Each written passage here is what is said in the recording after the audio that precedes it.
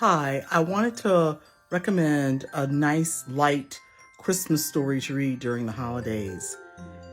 And this story is called A Cedar Cove Christmas by Debbie Macomber. It's a story that takes elements from the real Christmas story, the one about Jesus being born in a manger, the original Christmas story, and taking those elements and transferring them into modern times and making a new Christmas story. It's about Mary Jo Wise, and she's alone, pregnant, and the father of her baby has abandoned her. And she has 3 brothers, and her brothers, their last name is Wise also, hence the 3 wise men.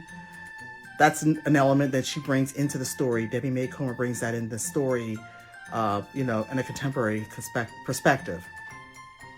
They want to protect her, and they want to go find the father of her baby and threaten him and make him, marry her, do the honorable thing.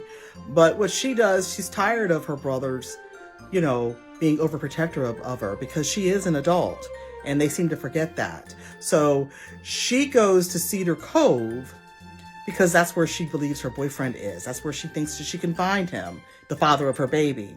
And the inn does not have any room for her. Hence the biblical story, no room at the inn. So Grace, who's one of the characters in Cedar Cove, and her husband Cliff, they have a ranch, and they offer Mary Jo a room above their stable because they have a house full of guests.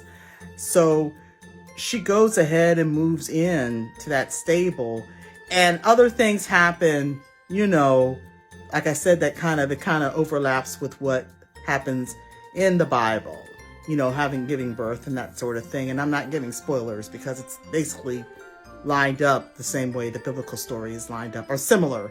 And you have other aspects like a drummer boy. Actually, I don't know if there's a drummer boy in the original Bible story. I'll have to look that up. I know that people mention the drummer boy, but I don't know if I read about that in the Bible. I know a lot about the Bible, but not everything. I have to go back and look. But anyway, there's a drummer boy like they, tell about nowadays for the Bible story. And like I said, the 3 wise men are her brothers, yada, yada. So it's a nice, light story if you want to read during the holidays. And I also wanted to recommend, if you like smooth, wonderful Christmas stories that just make your heart burst with pleasure, then you should give my books a try. A lot of people have told me over the years that my books remind them of Debbie Macomber's novels. I have several, 4 Christmas novels. Actually, I've got 5 Christmas novels. Loving Luke, here's the first one that I wrote. And Loving Luke is the story about Kim Taylor. She's returned home after being gone for a long time. She left, she went to college, got a degree, found a job and everything, and was living on her own. But now she's lost her job, so she returns back home to work in the family bakery until she can get herself back on her feet financially.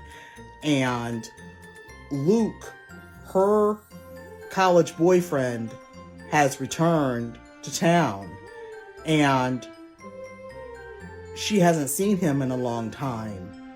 He abandoned her when they were still in high school. He just disappeared, and she never knew what happened to him.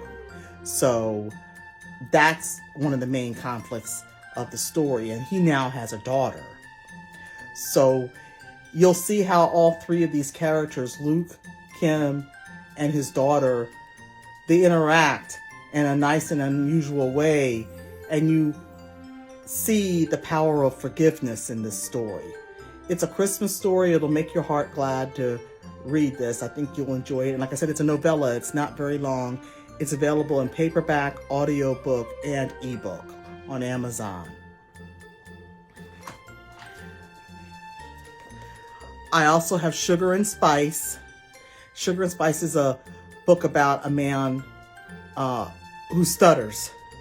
He's got an identical twin brother, and he's always lived in his twin brother's shadow. His name is Mason. And when the story opens up, his twin brother's, identical twin brother's ex-girlfriend storms into the bakery wanting to know why he's come back to town to torment her. And then she realizes that she's talking to his identical twin brother. She realizes that it's not her ex-fiance that she's talking to. She's talking to his twin. And she didn't realize he had a twin. So that's the beginning of this story. And he wants to help her. Sheila is going through a lot right now. She's lost her job. And her father, who she hasn't seen since she was a child, has recently been released from prison. And he wants her to come and visit him. But she can't afford it. So you'll see how her and the hero work through their issues in this wonderful story. And I got the premise for this story from my own son. When he was a kid, he stuttered, and we were in therapy for years. And when I was talking to the speech therapist one day, I asked her if she had any male patients and, any male adult patients. And because I only saw children go into the speech therapist, I didn't see any adults. And she said she had one. And she said she had a man who had stuttered his entire life, and he was a corporate executive. And because of his high level position, the powers that be at his job had insisted that he get help with his stutter. And when she told me about this, she didn't give me the man's name or anything, but when she told me about this man, I thought to myself, what would happen if he meets a woman and wants to ask her out on a date? Like, how would he do that if he stutters so badly he can't even get the words out to even ask her? So that's part of the premise for this story. So you will really enjoy it. It's a Christmas story that you'll never forget. I guarantee you won't forget this story. It is so good.